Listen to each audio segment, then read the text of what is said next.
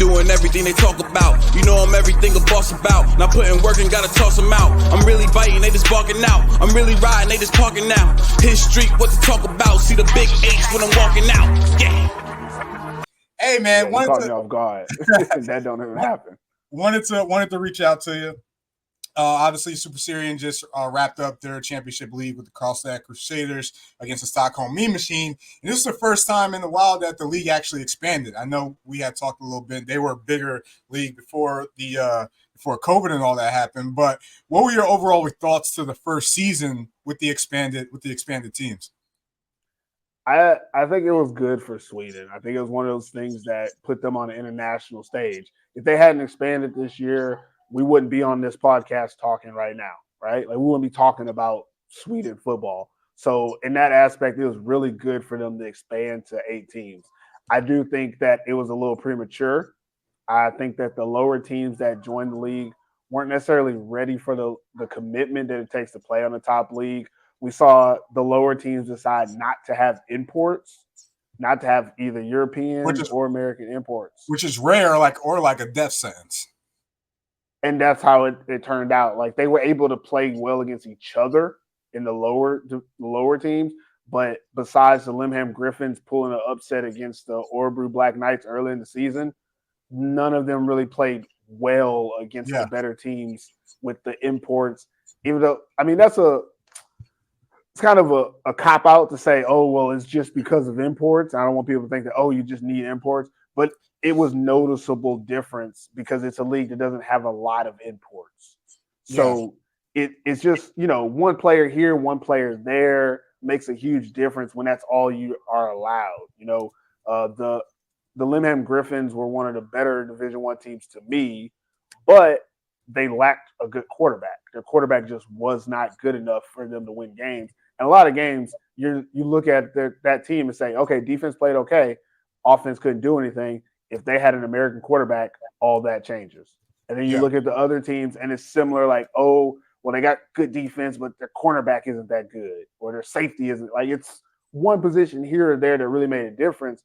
But when you look at the top teams who have integrated Americans and European imports into their rosters, it just looks like a good team. And you don't see like one hole here, one hole there. You see a team playing. And for those lower teams, we just didn't really see a team playing. We saw a team that was just not as good. Again, it was good for the league, though. I do think it was good for the league to have that many teams. I think going to 8 was a little much. Maybe they should have went to 7, but they brought in the team from Norway, and I think that's why they went 8. But if, in my opinion, they should probably go back down to 7 or 6 teams. I was just about to ask you that. Is 8 sustainable at this point? I think it's sustainable. They could do it again, but you're still looking at teams that aren't willing to make the commitment to bring in imports or import coaches. Like they don't have import coaches, import players. And when I say import, I mean more like American or European imports. A lot of those teams just don't have more than one tops.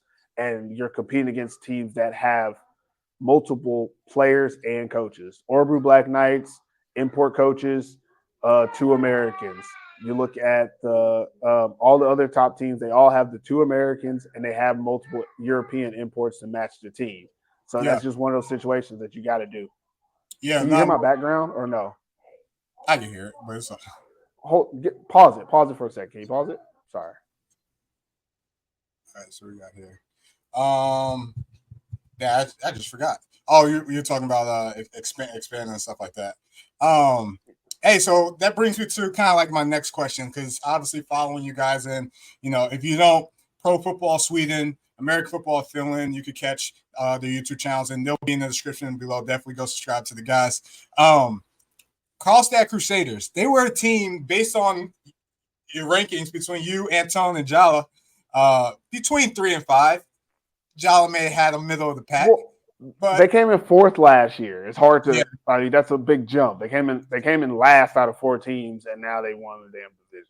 So that was gonna be my question. How much of is this a surprise? Did they catch you guys? Because they ended up getting the 1 seed in the playoffs, right? Yeah, they went. I'm pretty sure they went undefeated on the season.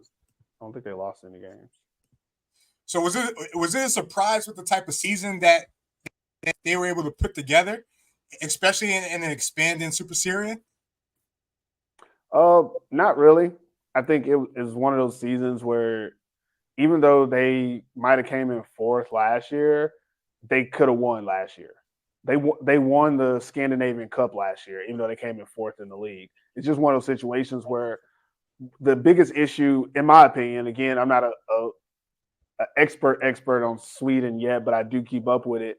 In my opinion, in the last couple of years, when Sweden only has 4 teams, those teams were, and from talking to players, a lot of players have said it, they lost the interest to, compete fully every week. And that's what usually happened over time, is that a team like the Karlstad Crusaders, they're a good team. Even last year when they came in fourth place, they were a good team. But, some games they didn't have all their players. Some games they didn't have great practice. Some weeks they didn't have great practice. Stuff like that happens. And when you're playing the same people you've been playing for the last 3 years, like some players don't show up or some players just don't have enough like motivation. Putting 8 teams in the league, everybody was motivated. I heard it from across the board. I did interviews with different players, and the consensus was, well, now we don't have to play the same teams over and over. We're excited about this season. And you see what happened when Karlstad puts together their full roster. They had Tracy Gear running the defense, Billy B.D. Kennedy coaching the offensive line this year. They brought everyone back. All their players were there. They're all bought in. Everybody was playing for each other, and they were the best team throughout the season. I'm not surprised that it happened this way. I still think any of those 4 teams could have won going into the season. We just didn't know much about how it was going to shake out until they started playing. Most definitely. And obviously this is very premature, but looking at how these 2 teams played, obviously in the championship, and it depends on imports and all that. Karlstad early favorite for next season, or it depends on off season? I would say it depends on all season, but it doesn't make any sense not. Yeah. I think Stockholm could challenge them. Tyresö probably could play against them. Even Oslo played against them better than Stockholm did in the playoffs. So you're looking at still a top heavy league.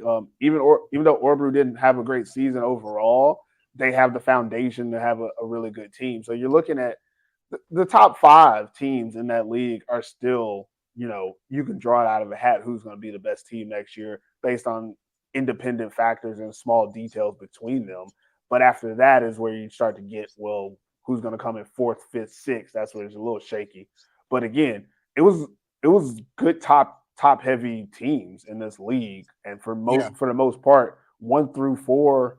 And again, you had Örebro come in 4th in the regular season, but lose to the 5th place Oslo Vikings in the playoffs, and then Oslo really went toe to toe with the Crusaders before it got away from them at the end of that game, and that's who ends up winning the championship. And they convincingly beat Stockholm in the championship. It wasn't nearly as close as it was with Oslo. So again, that's 4 or 5 teams right there that it could go any way. But like you said, it does depend on what happens next year, who changes players. I don't see a lot of these teams change on a lot of parts. Stockholm has a very consistent model of players, so their roster usually is similar every year. Players come and go, but they usually have the same outcome. They're one of the top teams. Karlstad is more based on them having the players that they built. Them using their players is their key to success. Same thing with Örebro. Them using their players would be their key to success and retaining those players. And then Tyresö as well. That's one thing I really like about the Swedish league is a lot of the players are homegrown players. A lot of the players, that's where they played their youth club ball at, and they don't want to play elsewhere, which makes it really interesting. A little different than Finland.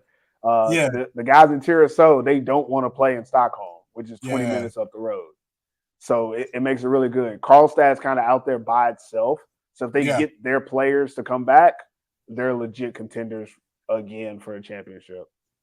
Most definitely. And I'm glad you brought that up, because that brings us to our next topic. And shout out to Karlstad winning the Super Series and their champions, as we can see here.